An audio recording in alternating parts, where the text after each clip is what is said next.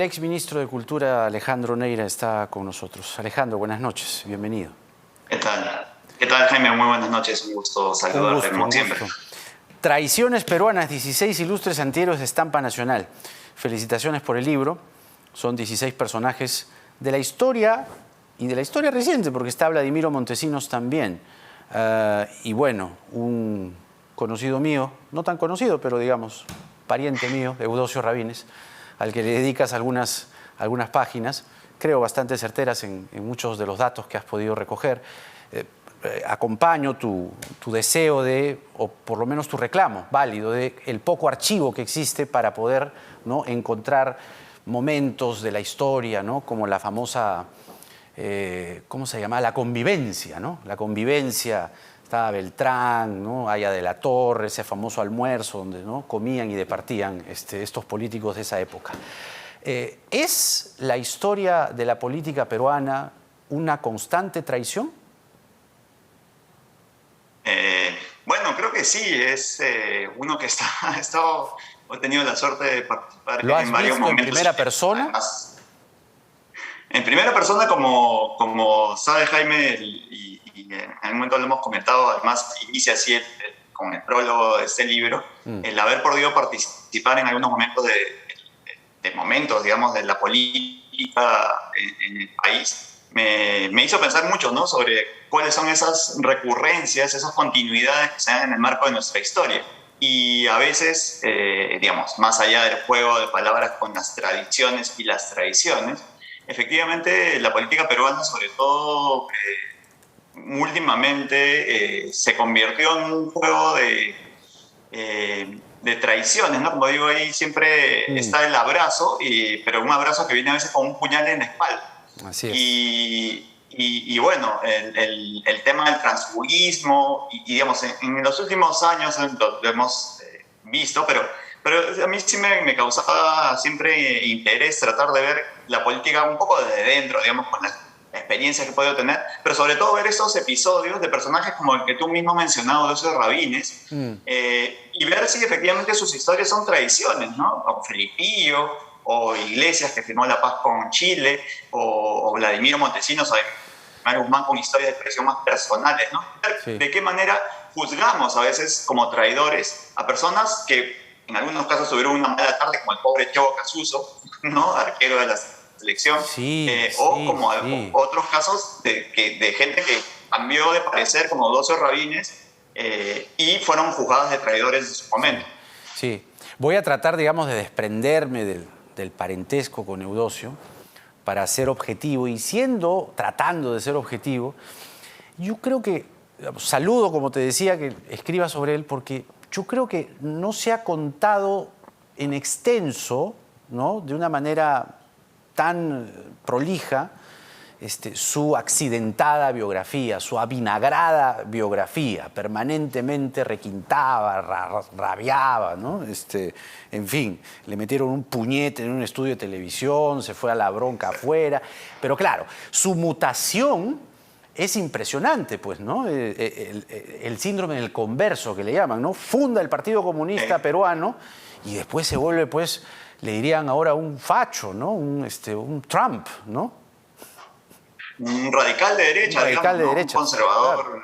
Ultra conservador. Sí, a ver, bueno, espero que con el parentesco que has mencionado no te toque vivir alguna de esas cosas que vivieron en el set de televisión. En los inicios de la televisión, efectivamente, tenía un programa y llegó gente que lo consideraba, pues, un gran traidor. Sí, eso lo cuenta además, creo que Fernando Vivas también en alguna crónica, y le meten un puñetazo en vivo, ¿no? Sí. Increíble. Sí.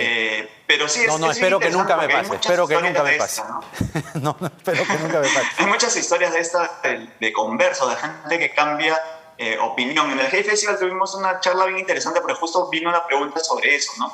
¿Es traidor alguien que cambia de idea simplemente, o es efectivamente tiene que haber algo realmente artero, digamos, o algo alevoso para que alguien sea considerado traidor? Lo que dice Eudosio, lo que dice Eudosio en La Gran Estafa es que él se da cuenta, ¿no? Y como que abre los ojos y dice, no, Stalin es un desgraciado y todo esto es terrible, así que me voy corriendo y voy a denunciar esto, y escribe La Gran Estafa, ¿no? Pero claro, los comunistas nunca le perdonaron eso. nunca se lo perdonaron, pero es bien interesante porque en ese libro él de alguna manera da a entender que su historia personal le hace ver eso, ¿no? Él pierde parte de la familia, digamos. Sí. Tiene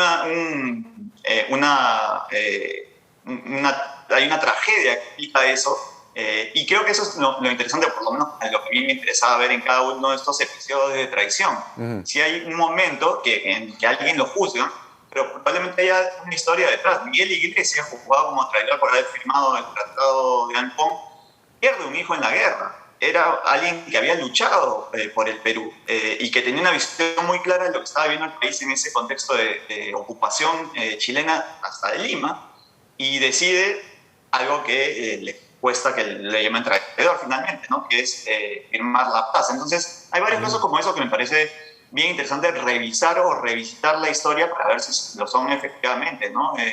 Otros traidores, claro, digamos, en ese caso son probablemente menos traidores, ¿no? Son historias de traición, ¿no? Son historias en las cuales se cuentan traiciones más que ponerle a alguien el San Benito de que es un traidor, evidentemente. Claro. Ahora, comenzábamos la entrevista de esa manera, pero tú que has estado 3 veces en el Ministerio de Cultura, ¿no? 3 veces, y eres un funcionario de carrera muy, muy destacado. Te decía, la traición parece ser incluso un modus operandi transversal en todos, ¿no? Y tú encontrarías 16 traidores de la era moderna, digamos, o de estos tiempos. Yo te ayudo con uno, ¿no? Le dicen traidor a Vizcarra, por ejemplo, ¿no? De cómo es que al final no renunció con la plancha cuando querían vacar a Kuczynski. Kuczynski termina renunciando, pero Vizcarra se queda, y hay toda una historia bien interesante. Por ahí se han escrito artículos de cómo es su llegada de Canadá a Lima, ¿no? Cómo va coordinando y todo, y sí, pues parece ser una traición la de Vizcarra, ¿no? ¿Hay otros más? Creo que, como dijimos al principio, la política está llena de traiciones. Creo que hay una cosa que es interesante y que por eso yo siempre digo, a mí me gusta hacer políticas, a mí me gusta trabajar, soy un servidor público. No me gusta tanto el ambiente político de la política vista como un fin en sí mismo, porque caemos en eso finalmente, ¿no? La conquista del poder. La nata política, no te gusta la nata política. Exacto, deje sus principios o deje ideales mayores que son por los cuales creo que muchos funcionarios públicos hemos dejado a veces, digamos, nuestra propia carrera o línea de carrera para adoptar una responsabilidad. Pero sí, la política tiene eso, digamos, no solo en el Perú, en todos lados. Yo creo que parte del juego de la política es estar dispuesto a que en algún momento alguien que uno considera amigo pues, le clave el puñal por obtener poder. Eso es casi inevitable en el juego político.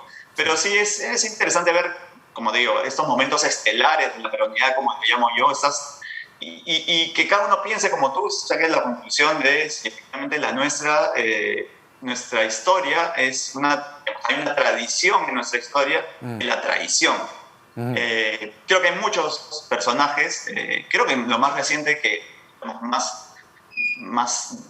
duele más probablemente es el vacunagate, ¿no? Digamos, una traición a la fe pública. ¿El quién, perdón?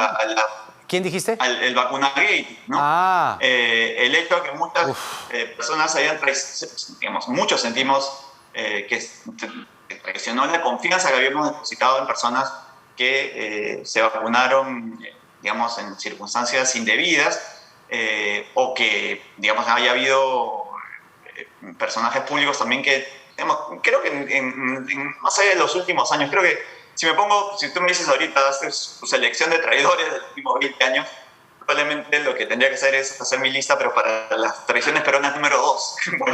Pero no es tan mala idea. Pero siempre es bueno que pase un tiempo para poder juzgar efectivamente. Pero claro, son los verdaderos traidores. No está mala idea. No debe ser que una de esas, algún periodista también caiga también en esa. Si te contara, yo escribo contigo Traiciones Peruanas 3, la prensa. Con todo gusto. Pero te digo, tengo así, un montón. Pero, sí, es terrible.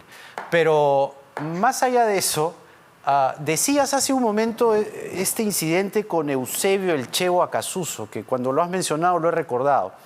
dijeron de todo de él después de ese partido con Chile, que bueno, la verdad es que estuvo, siendo amable, muy flojo, ¿no? Con esa goleada que nos metieron en el repechaje para México 86. Que claro, no clasificábamos, fue una amargura terrible. ¿Tú crees que el Chevo fue realmente un traidor? No, para nada, en absoluto, al contrario. Por eso digo, ese es un capítulo en el cual de Es una leyenda, es una leyenda. En absoluto, sí, no, fue una mala tarde como lo tiene cualquiera. Yo creo que además, viendo muchas veces los partidos, se comió un gol, claro, y otro discutible, fue una muy mala tarde. Se comió dos por lo menos, dos se pero comió. Lo cambiaron, quizás dos ya. Sí.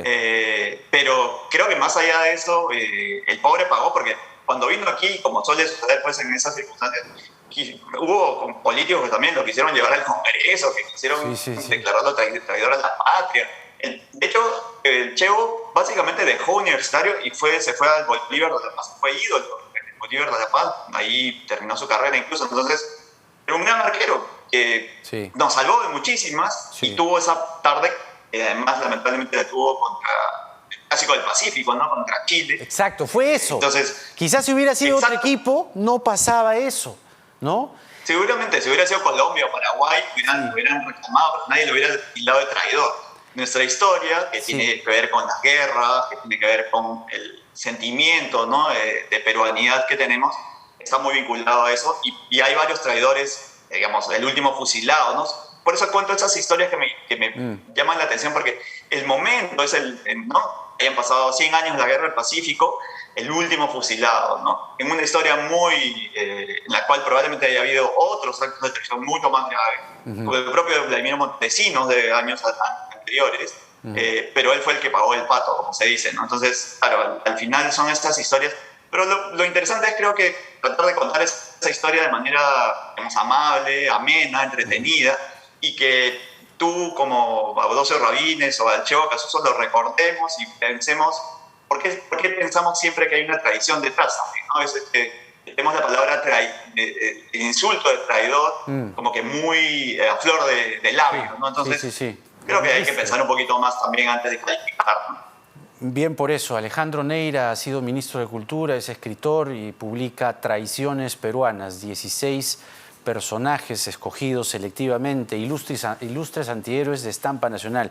Y nada, gracias Alejandro, y queda pendiente ese volumen sobre traiciones peruanas en la prensa.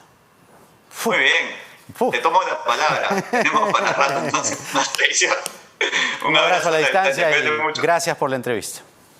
Ha sido Alejandro Neira hablando de su último libro, Traiciones Peruanas. La traición, sí, la tenemos muy a flor de piel, ¿no? Como lista para gritarla, como para denunciarla, como para acusarla, ¿no? Señalarla. Pero bueno, lean el libro de Alejandro Neira, de verdad que vale la pena. Vamos con las cifras de la pandemia. Así están las cosas con el coronavirus en el Perú. Tenemos 830 casos nuevos en total, de ellos 507 corresponden a las últimas 24 horas. Se han tomado 23.601 pruebas. Tenemos 3.392 pacientes hospitalizados, de ellos 907 están en UCI. 21 personas han muerto por COVID-19 en las últimas 24 horas. 21 personas. A esas 21 familias nuestro abrazo. Va este programa dedicado a ellos y ellas. La cifra global en general sigue siendo baja. Vacunados. ¿Cuántos? Con la primera dosis, 79.593. Con la segunda, 83.995. Sumamos las dos, dosis aplicadas en un día, 163.587. Vamos avanzando. ¿Cuántos peruanos y peruanas con las dos dosis, que es lo más importante? 16.662.483. Nos faltan menos de 9 millones para llegar a la inmunidad de rebaño. La población objetivo va avanzando al 59%. Cuídense igualmente del coronavirus, tengan su vacunación lista, vayan a vacunarse porque van a pedir el carnet para entrar a espacios cerrados. Porque en el Perú de hoy nada está dicho. Buenas noches.